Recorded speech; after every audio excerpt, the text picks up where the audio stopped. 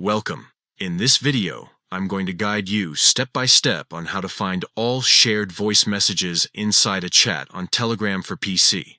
With the latest update, Telegram has made it easier than ever to quickly access voice messages without having to scroll endlessly through conversations. Let's get started.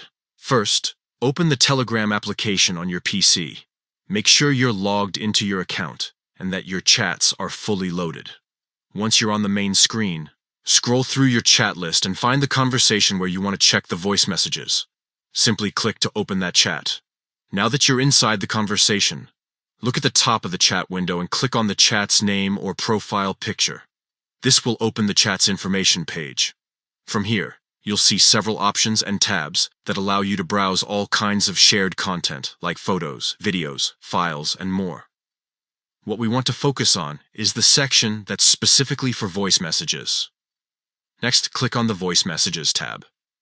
This is where Telegram has neatly organized every single voice message that has been exchanged in that chat. Instead of searching message by message in the chat history, they're all collected here, making it extremely easy to review or replay any of them.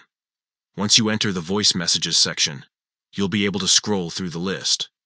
Each message will stay arranged in order so you can pick the one you're looking for. If you want, you can also play them directly from this panel without jumping back into the conversation.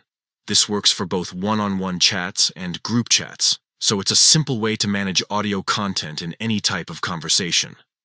And that's it.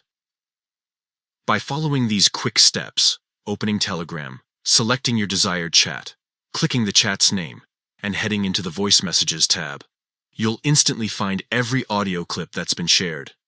It's straightforward, fast, and saves you a lot of time. If this helped you, go ahead and try it out in your own chats and see just how convenient this updated feature truly is.